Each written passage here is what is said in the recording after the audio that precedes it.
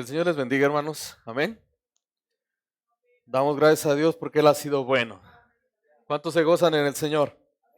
Voy a invitarle que abra su Biblia, hermanos. Vamos a entrar a la reflexión de la palabra. En Romanos capítulo 1, versículos 23 al 27. Mientras usted lo busca, nos unimos a la pena que unen a las familias que esta semana en nuestra congregación perdieron un familiar o que el familiar fue llamado ante la presencia del Señor. Oramos por la familia de nuestro hermano Eduardo Lázaro, oramos por la familia de nuestra hermana Araceli León, oramos por la familia Salazar Belmonte, como la familia Belmonte García, que el Señor fortalezca sus vidas y sea bendiciéndoles y trayendo paz. Amén. Gloria a Dios. Pero también hoy recordamos un día especial. Estados Unidos, México y algunos países más celebran el Día del Padre. Así es que felicidades a todo y cada uno de los papás. Amén. Así es que ya tiene Romanos capítulo 1. Versículo 23 y 27 que dice: profetando ser sabios se hicieron necios y cambiaron la gloria del Dios incorruptible en semejanza de hombre corruptible, de aves, de cuadrúpedos, de reptiles, por lo cual también Dios los entregó a la inmundicia en las concupiscencias de sus corazones, de modo que deshonraron entre sí sus propios cuerpos, ya que cambiaron la verdad de Dios por la mentira, honrando y dando culto a las criaturas antes que al Creador, el cual es bendito por los siglos. Versículo 26. Por esto Dios los entregó a pasiones vergonzosas, pues aún sus mujeres cambiaron el uso natural por lo que es contra la naturaleza, y de igual modo también los hombres, dejando el uso natural de la mujer, se encendieron en su lascivia unos con otros, cometiendo hechos vergonzosos, hombres con hombres, y recibiendo en sí mismos la retribución debida a su extravío. Oramos. Amado Dios, rogamos que tu palabra hable a nuestras vidas, Señor, y que sea tu Espíritu Santo tocando nuestro ser. En el nombre de Cristo Jesús. Amén. ¿Puede ocupar su lugar, hermano? Gracias por haber estado de pie. Hoy el tema creo que nos va a ayudar a nosotros mucho como padres a orar por nuestros hijos y nuestras generaciones que vienen. El tema de hoy es la iglesia ante la ideología de género. Hablar de ideología, hermano, de género es un tema muy amplio, muy grande. No tanto porque sea de mucha profundidad en realidad, no es eso, sino es por el pensamiento que se ha abierto en la sociedad al respecto de ello. Pero se abre un interrogante. ¿La Biblia tendrá alguna postura en cuanto a este tipo de movimiento o pensamiento? ¿La Biblia nos hablará de ello? Para ello comenzaremos definiendo este tipo de corriente, y al respecto, la Alianza Evangélica Española hace una definición de la ideología de género, y ellos mencionan lo siguiente: la ideología de género hace referencia a cualquier corriente de pensamiento que persiga transformar el sistema político, social, económico y cultural existente. Para lograrlo, las distintas ideologías presentan dos frentes de acción bien definidos. Por un lado, tienen una idea de la sociedad que pretenden conseguir, y por otro lado presentan un programa político de acción social invasiva para conseguirlo. Por lo tanto, una ideología de carácter totalitario es un pensamiento sociopolítico completo que opera con un sistema cerrado de creencias y cuyo fin principal es conseguir la uniformidad de una doctrina única que establezca pautas de comportamiento universales. Todo ello hacia la consecuencia, hermano, de un nuevo orden mundial. Los inicios de la ideología de género, el feminismo radical y los movimientos en pro del marxismo cultural hunden sus raíces en doctrinas ideológicas de esta corriente marxista en los grandes acontecimientos, hermano, sociopolíticos durante el siglo XX que sucedieron en Europa. Karl Marx proclama que la religión es el opio o la peor aburrición que puede tener el pueblo. Engels publica El origen de la familia, la propiedad privada y el Estado. Y Nietzsche, filósofo, poeta y músico alemán, niega el valor y la existencia de las cosas y sentencia la muerte de Dios. Es entonces, hermano, que se confirma ese quebrantamiento de los fundamentos sociales, morales, éticos que contienen principios normativos y universales. Y ante esto me atrevo a decir, hermano, que en una similitud de acciones es que el apóstol Pablo escribe a la iglesia de Roma, donde podemos ver que en el primer capítulo, a partir del versículo 18, les hace saber, hermano, que la ira de Dios se revela contra toda impiedad e injusticia, contra todos aquellos hombres que detienen con injusticia la verdad. Versículo 18 dice, porque la ira de Dios se revela desde el cielo contra toda impiedad e injusticia de los hombres que detienen con injusticia la verdad. ¿Qué quiere decir? Es que Dios siempre se opondrá inalterablemente, hermano, al pecado. Dios siempre se va a oponer, como también en su momento demostrará su justicia contra aquellos que rechazan conocer a Dios y lo que es Dios. También en la Escritura encontramos en otras partes que los impíos siempre van a tratar de suprimir la verdad. Y que el necio frecuentemente estará buscando convencerse de que no hay Dios. Es entonces que encontramos en los libros de los Salmos al rey David, en el Salmo 14:1 escribiendo, dice el necio en su corazón, no hay Dios. Se han corrompido, se hacen obras abominables, no hay quien haga el bien. Esta cita bíblica, hermano, en paralelo con Romanos 3, versículo al 12, encontramos la palabra se han corrompido. Una palabra que en el hebreo es shahat, que su significado es arruinar, destruir, pervertir. Y hoy, hermano, esta palabra hace eco en nuestros días. Porque se ha pervertido, en mi parecer, demasiado la vida del hombre, que hoy está tratando de destruir y pervertir la existencia como los principios de Dios. Y como resultado de esta operación, tenemos que sus acciones, hermanos, son abominables o detestables. En este compás llegamos a los versículos 22 y 23. Y Pablo describe al hombre de nuestros días que se siente autosuficiente en sabiduría y que comienza a actuar como si él fuera el centro del universo. Y muy pronto en esa capacidad que se siente o que cree tener, inventan dioses que se ajusten muy bien a sus planes y designios. Es por ello que el apóstol con toda claridad describe esa espiral, hermano, descendiente del pecado, donde el hombre va cayendo poco a poco. Primeramente rechazan a Dios. En acción seguida hacen que sus ideas deban de ser de cómo debe ser un Dios o qué es lo que, cómo debe de actuar un Dios para ellos. Posteriormente caen en pecado sexual, codicia, odio, envidia, homicidios, disensión, engaño, malicia, chisme. Creciendo en ellos, hermanos, un odio al Dios verdadero. Y lo peor de esto es que animan a otros para llevarlos por el mismo camino. Quizás a muchos no les guste, pero el apóstol Pablo lo que deja ver, hermano, y hago referencia aquí a lo siguiente, él hace una relación muy estrecha entre la idolatría y la inmoralidad. Y de manera muy semejante lo vemos lo que describe el libro apócrifo de Salomón. En su capítulo 12, versículo 12 dice, porque la idea de hacer ídolos fue el comienzo de la fornicación y su invención fue la corrupción, de la vida. Y vemos a través de la historia, hermano, que esto es una realidad.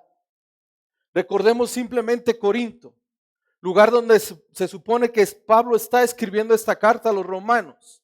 Ahí estaba el templo de la localidad, hermano, que contaba con más de 3,000 mujeres o sacerdotisas promotoras de la lujuria.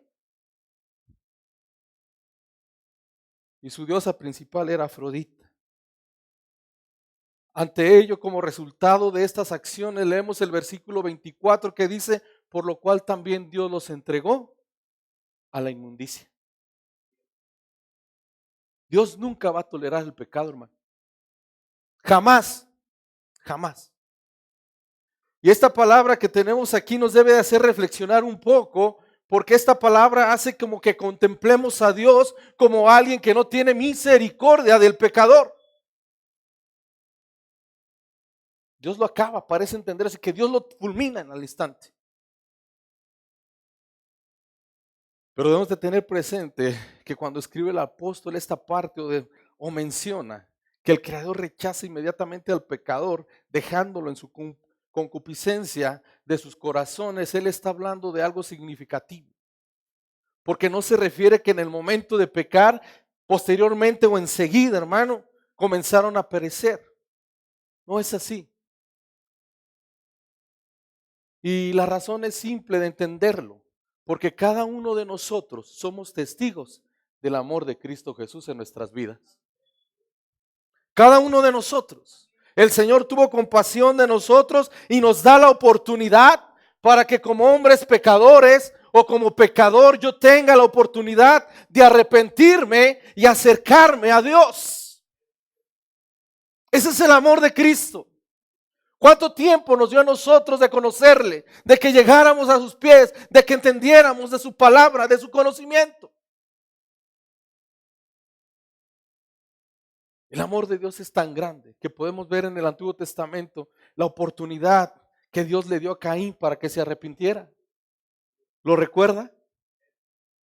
En los días de Noé, la gente tuvo muchísimo tiempo para convertirse de sus malos caminos. Y hay más citas que nos dan luz respecto al amor de Dios. Lo que debemos de entender, hermano, lo que el presente versículo 24 nos enseña es que coloca ante nosotros el hecho de que a su debido tiempo, hermano, conocido solamente por Dios, esa ira permite que todos los pecadores impenitentes sean arrastrados por sus propios pecados al abismo de sus propias pasiones viles. En los versículos 26 y 27 llegamos al blanco, hermano. Porque Pablo no habla de una inmoralidad sexual en lo general, sino que específicamente se enfoca en una de las manifestaciones más desagradables, como es la homosexualidad. Pasiones que traen deshonra, hermano.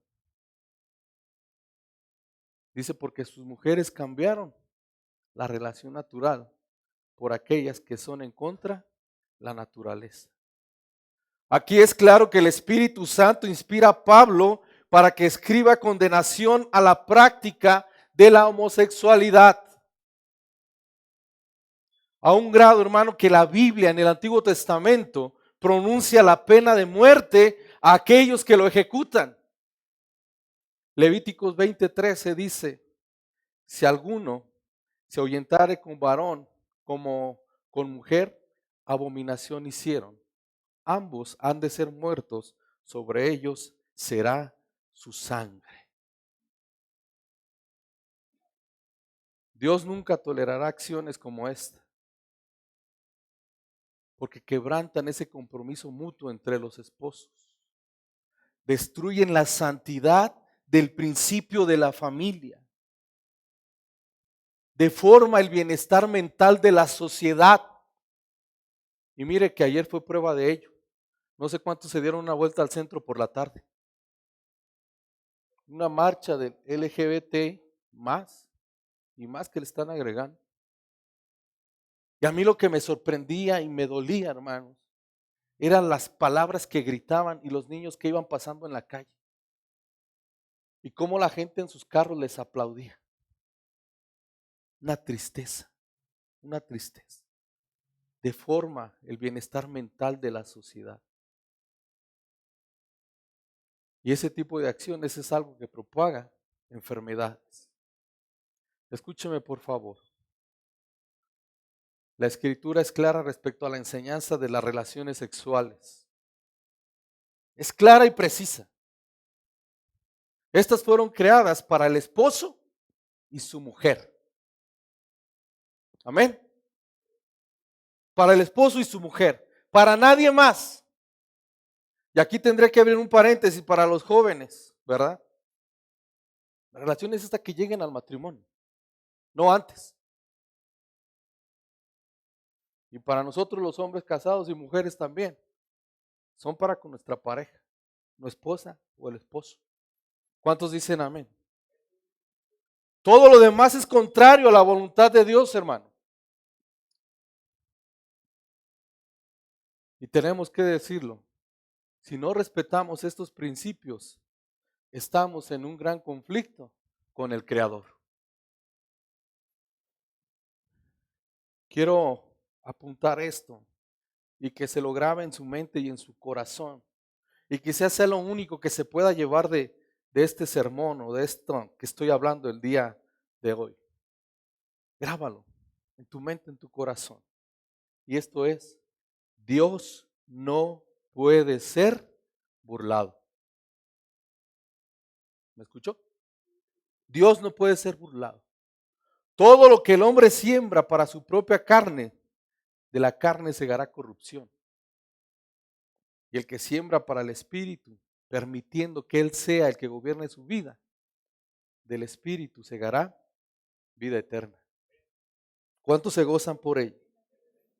Hoy nuestros ojos parecen contemplar, hermanos, las descripciones bíblicas de la maldad en los tiempos de Noé y de Lot, donde el hombre se pasó de un límite que Dios ya no soportó más,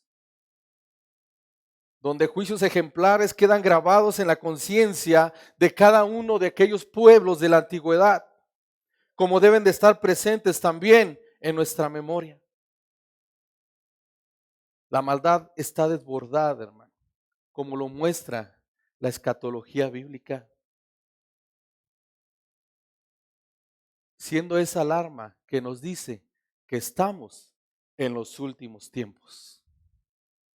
Estamos en los últimos tiempos. La maldad humana está llegando a niveles inimaginables, llegando a su límite. Y si no, por lo menos está por hacerlo o por llegar. Límites que nos están llevando cada día, hermano, a un escenario claro de esta escatología. Pero recordemos que este escenario también Jesús lo advirtió en Mateo 24:12, cuando dice, por haberse multiplicado la maldad, el amor de muchos se enfriará. Iglesia, velad y orad, porque el día se acerca. Y la ideología de género, hermano, con su agenda de desaparición de la familia natural, de la prohibición de la cultura cristiana, su ética y valores, e imponer una sociedad igualitaria en el nuevo orden mundial, nos dicen, hermano, que en el escenario se grita la última llamada para la aparición del anticristo. Y entrar de lleno a ese escenario de los últimos tiempos. ¿Cómo debe ser nuestra actitud ante estos tiempos, hermanos? ¿Cómo debe ser nuestra actitud como iglesia ante lo que estamos viviendo? ¿Qué enseñaremos a nuestros hijos? ¿Qué verán nuestros nietos si Cristo nos llega a venir? ¿Qué haremos con ellos? ¿Qué haremos con esta gente? La gente, hermano, y este tipo de movimientos deben de saber que Cristo los ama. ¿Me escuchó? que Cristo los ama, que dio su vida por ellos como por cada uno de nosotros, pero que sus acciones de pecado los están llevando a un abismo de miseria. Y que lo único que el pecado hace en la vida del hombre es esto. Número 1, robarte la paz. En una descripción como de una radiografía del libro de Romanos en el capítulo 13, en los versículos 9 al 20, Pablo describe la actitud del hombre, sea judío o gentil. Y concretamente dice que no hay un hombre que sea justo sin importar su nacionalidad. No hay uno justo, ya que todos en algún momento se han corrompido, todos se apartaron del camino de la verdad, haciendo referencia a la condición perdida de todos los hombres. Y más adelante vemos que hace una metáfora con un sepulcro abierto, una metáfora del hombre sin Cristo, donde menciona que el sepulcro abierto sale mal olor por la descomposición del cuerpo. Y directamente, sin dar vueltas, deja claro que así es la garganta del hombre sin Cristo. Porque de ahí solo puede salir olor fétido. Porque en su interior hay engaño, hipocresía, entre otras cosas. Por lo tanto, no se puede confiar en el hombre, ya que en su camino solo hay destrucción y adversidad causadas por el pecado, impidiendo esto que exista en su vida paz. El pecado te roba la paz. El pecado te roba la paz. Porque al momento de esa mala acción dentro de tu cuerpo comienza a surgir ese sentimiento de culpa. Recordemos a Adán y Eva, experimentaron ese sentimiento de culpa que también los llevó a tener después vergüenza. Aquella paz con la que comenzaron la vida les fue robada por el pecado.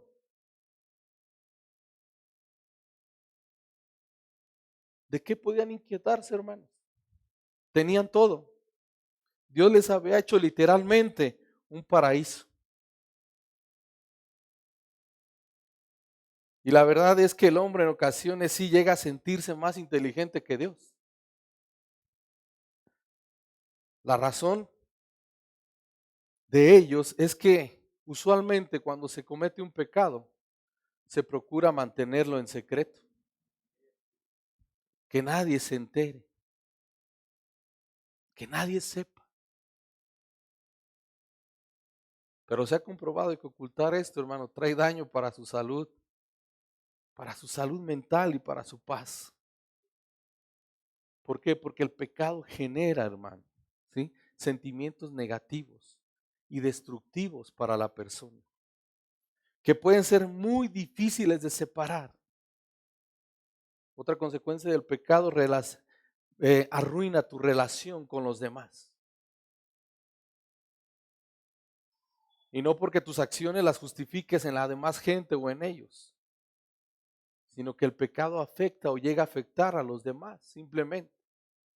El Salmo 34:14 dice: apártate del mal y haz el bien, busca la paz y síguela. ¿Cuántos dicen amén? Busquemos la paz. El pecado te roba la paz. Número 2. El pecado esclaviza. Un esclavo obedece a su amo porque es de su propiedad. Los esclavos no tienen voluntad propia. ¿Me escuchó? Literalmente están bajo el yugo de su amo.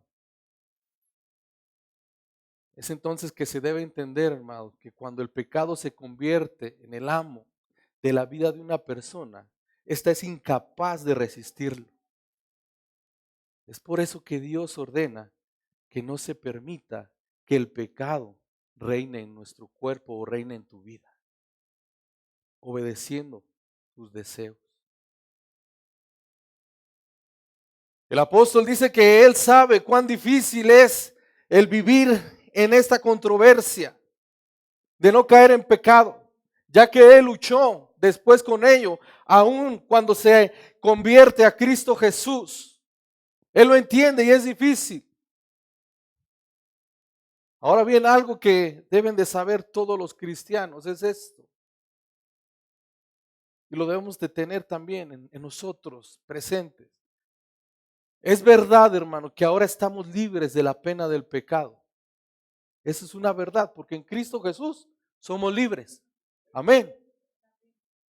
Pero mientras tengamos vida en este mundo, hermanos, estamos ante la presencia del pecado. Y la única manera en la que podemos guardar nuestra vida es bajo la guía del Espíritu de Dios. Él nos llevará a toda verdad. Él nos llevará a toda justicia. Él nos guiará a buscar de nuestro Dios. El mundo tiene que saber, hermano, que Dios aborrece el pecado. Lo tiene que saber. Pero también tiene que saber que Dios ama al pecador. Dios ama al pecador. Y la razón principal por la que Dios odia al pecado, hermano, es porque nos separa de su presencia. Esto es maravilloso. El Señor odia al pecado porque te separa a ti y a mí de la presencia del Señor. Porque te ciega a la verdad. Porque te excluye de las bendiciones que Dios te quiere dar. Lo que Cristo quiere es que caminemos por la senda de la vida. Porque ella nos llevará ante su presencia, hermano, donde hay plenitud de gozo. Él quiere que gocemos de las delicias que hay a su diestra. Ir tras el pecado es darle la espalda a Dios,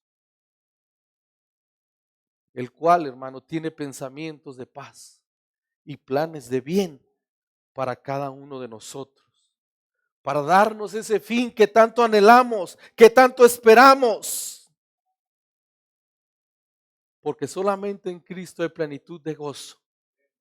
En ningún movimiento, en ninguna religión encontrarás la paz que Cristo te da.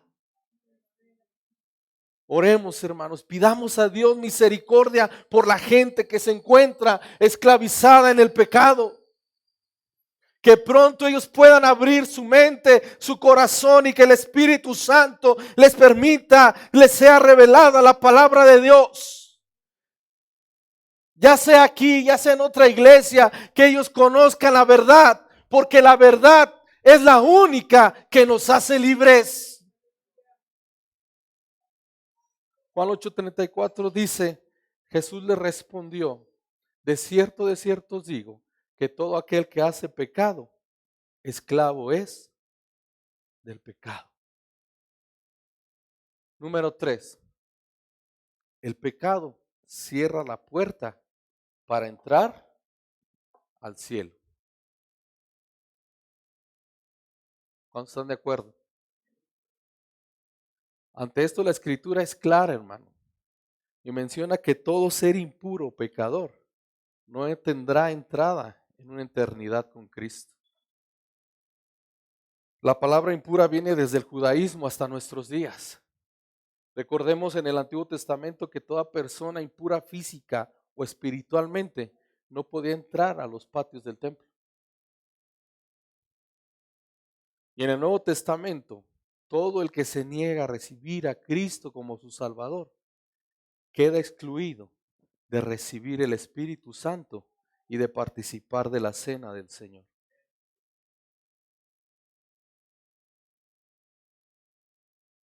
La gente debe saber, hermano, que mientras vivamos en el tiempo de la gracia y no llegue el día del juicio, hay oportunidad de salvación para sus vidas. Porque cuando llegue la consumación de ese día, hermano, ya no habrá ninguna oportunidad más para arrepentirse y ser aceptado en el cielo. Ya no habrá. Hoy es el día, hoy es la oportunidad. La renovación espiritual se produce, hermano, en la vida presente, no en el más allá. Es aquí donde nos vamos a renovar. Todos los días, renovando nuestra vida, caminando hacia esa perfección, para un día encontrarnos con nuestro Salvador. La humanidad debe saber que ahora es el momento de escuchar la advertencia, arrepentirse y seguir de todo corazón al Señor mediante el cumplimiento de su voluntad. Hoy es la oportunidad, hermano, de cada uno de los que nos hemos desviado o de esta gente que se ha desviado, de que su nombre esté escrito en el libro de la vida. Hoy tiene la oportunidad, hermano, para llegar aquel día ante la presencia del Señor. Porque Cristo ya pagó el precio en la cruz del Calvario. Ya pagó el precio por ti, ya pagó el precio por mí. Y el costo, hermano, de ese precio fue su sangre derramada en esa cruz. Ese es el precio por ti. Ese es el precio por mí. Y vino a buscar, hermano, lo que se había perdido.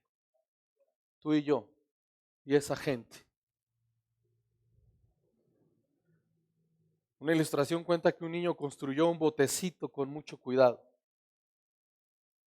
Al llevarlo a un río para probarlo, dice que se lo llevó la corriente. El niño, muy triste, se regresó a su casa. Poco tiempo después lo vio en la vitrina de una tienda. Le dio alegría al niño, entró y lo reclamó como suyo. Pero el vendedor le explicó que él lo había comprado y que por eso no se lo podía dar, al menos que pagara el precio que le había costado. El niño no tenía dinero y entonces se puso a trabajar duramente para conseguirlo.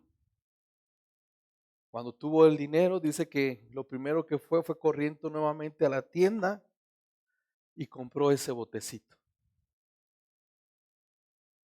Al tenerlo en sus manos, dice que el niño le dijo: querido botecito, ahora te amo doblemente. Primero porque te hice y en segundo porque te compré. El Señor nos ha comprado. El Señor nos ama. El Señor quiere que nos acerquemos a Él. Pero necesitamos cada día esforzarnos por vivir una vida que agrade a nuestro Salvador. Apocalipsis 21:27 dice: no entrará en ella ninguna cosa inmunda o que hace abominación y mentira, sino solamente los que están inscritos en el libro de la vida del Cordero. ¿Cuántos se gozan por ello? Bien, buen siervo y fiel. En lo poco fuiste fiel, en lo mucho te pondré. Entra al gozo de tu Señor. Hermosas palabras, hermano, que cada uno de nosotros queremos escuchar aquel día. Nuestra postura ante la ideología de género, hermano, y su agenda debe de ser de amor y misericordia, presentándoles la verdad de la palabra de Dios y pidiendo a Dios por su salvación. Pidiendo a Dios por su salvación. Pero este día, hermano, también para nosotros es la llamada de atención para que vivamos en santidad. Porque el pecado no está solamente llamando a la puerta de esa gente. El pecado está al alcance de todos y debemos de tener mucho cuidado. Recuérdenlo, el pecado te roba la paz. El pecado te esclaviza y el pecado te cierra la puerta para entrar al cielo. Póngase de pie y vamos a orar en esta hora al Señor.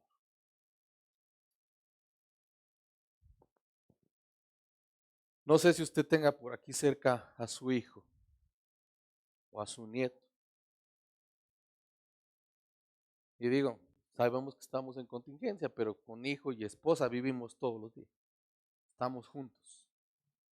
Entonces yo le voy a invitar que tome a su esposa, tome a su hijo o a sus hijos, ahí apartaditos, y hagamos una oración por ellos. ¿Le parece bien? Los días son muy difíciles, los días son muy complicados y nuestros hijos, nuestros descendientes necesitan de la misericordia del Señor. ¿Por qué no cierra sus ojos y empieza a orar por su esposa, por su familia y viceversa? Esposa, ora por tu esposo. Que el Señor tenga misericordia de nosotros. Que el Espíritu de Dios los guíe siempre a toda verdad. Y que a pesar de las circunstancias que se están viviendo, ellos puedan mantenerse en una vida santa, agradable delante de Dios. Y que Dios tenga misericordia de este mundo que se está pervirtiendo cada día más. Ámense unos a otros, dice el Señor. Ámense unos a otros. El mandamiento que encierra todo es ese: ama al Señor tu Dios con todo tu corazón, con toda tu alma y con todas tus fuerzas, pero ama a tu prójimo también como a ti mismo. Amado Dios, estamos delante de ti, Señor, en esta hora. Como pueblo, Señor, como hijos tuyos, nos presentamos delante de tu presencia, Señor. Sabemos, Cristo, y estamos conscientes que necesitamos, Dios, acercarnos a ti y pedir perdón, Señor, por nuestras fallas, por nuestros errores, Señor Jesucristo. Necesitamos, Señor, de ese oportuno socorro, Señor, a nuestra vida, Padre Celestial. Porque el pecado, Señor, roba la paz. Porque el pecado esclaviza. Y porque el pecado nos cierra, Señor, la puerta delante de tu presencia. Señor Jesús, ten misericordia de nosotros, Dios. Y ayúdanos, Dios, a vivir en esa santidad, Señor. No es fácil, no es sencillo. Los días son malos. Así lo dice la Escritura, los días son malos. Pero confiad, yo he vencido al mundo. Y es, Señor, en esa confianza que nos acercamos a ti, primeramente como iglesia, como hijos tuyos, Señor, pidiéndote misericordia.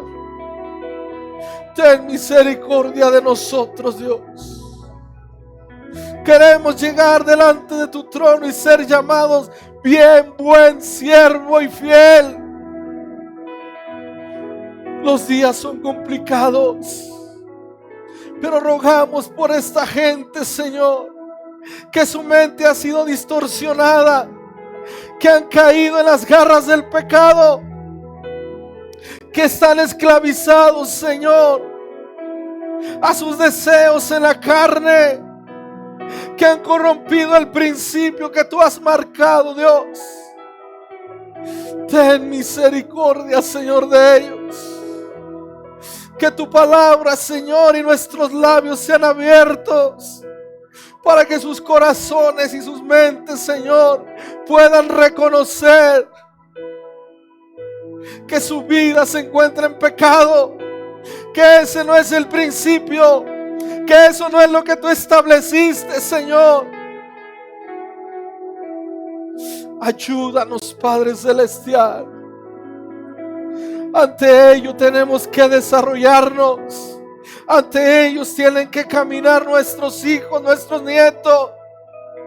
Ten misericordia, Señor, de nosotros. Y que tu palabra, Señor, obre de una manera poderosa en sus corazones. Ayúdanos, Señor Jesús. Ayúdanos, Dios. Ayúdanos, Cristo.